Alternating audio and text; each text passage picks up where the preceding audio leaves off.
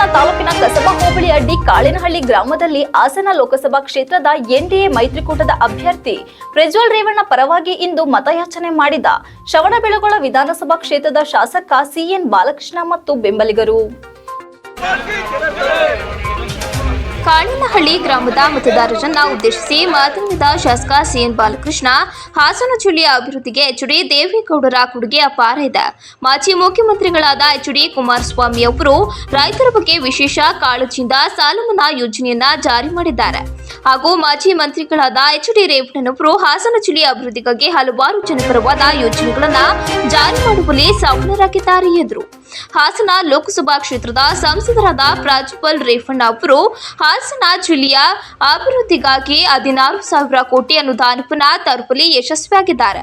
ಇವರ ಸೇವೆಯನ್ನ ಗಮನದಲ್ಲಿಟ್ಟುಕೊಂಡು 2024ನೇ ಲೋಕಸಭಾ ಚುನಾವಣೆಯಲ್ಲಿ ಎನ್ಡಿಎ ಮೈತ್ರಿಕೂಟದ ಅಭ್ಯರ್ಥಿಯಾದ ಪ್ರಜ್ವಲ್ ರೇವಣ್ಣ ಅವರನ್ನ ಗೆಲ್ಲಿಸಿ ಕೊಡಬೇಕೆಂದು ಮನವಿ ಮಾಡಿದರು.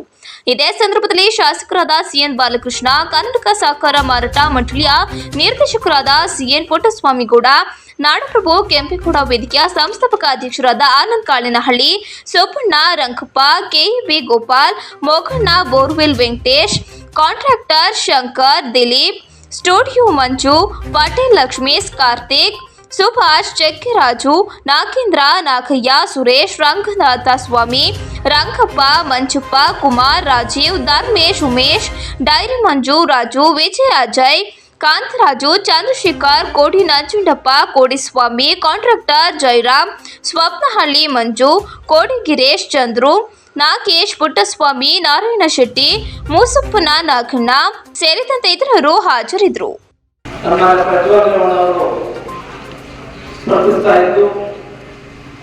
ಏನು 4ನೇ ತಾರೀಕು ಮೆರವಣಿಗೆಯೊಂದಿಗೆ ನಾಮಪತ್ರವನ್ನು ಸಲ್ಲಿಸ್ತಾ ಇರುವಂತಹ ಈ ಸಂದರ್ಭದಲ್ಲಿ ಈ ಕಾಲೇಜು ಗ್ರಾಮದಲ್ಲಿ ತಮ್ಮ ಆಶೀರ್ವಾದವನ್ನು ಕಾರ್ಯಕ್ರಮವನ್ನು ನಡೆಸಿದ್ದಾರೆ.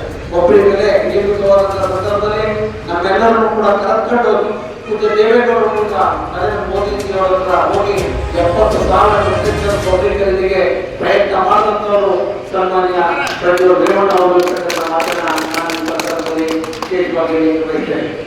ಅಭಿವೃದ್ಧಿಗೆ ನಿಮ್ಮ ಭಾವನೆಗಳಿಗೆ ಹತ್ತಿರವಾಗಿ ನಾವು ನಡ್ಕೊತೀವಿ. ದಯಮಾಡಿ ತಾವೆಲ್ಲರೂ ಕೂಡ ಎನ್ಡಿ ಅಭ್ಯರ್ಥಿಯಾದಂತಹ ಪ್ರಜ್ವಲ್ ರೇವಣ್ಣ ಅವರಿಗೆ ವರವಂತ ಬೆಲೆಗೊತ್ತಿಗೆ ಆಶೀರ್ವಾದ ಮಾಡಿ ಈ ಜಿಲ್ಲೆಯ ಅಭಿವೃದ್ಧಿಗೆ ತಾವು ಸಹಕಾರವನ್ನು ನೀಡಬೇಕು ಅಂತ ಕೈಗೊಂಡು ಮನವಿ ಮಾಡಿ ಮಾತು ಮುಗಿಸ್ತೇನೆ. ಜೈ ಜೈ.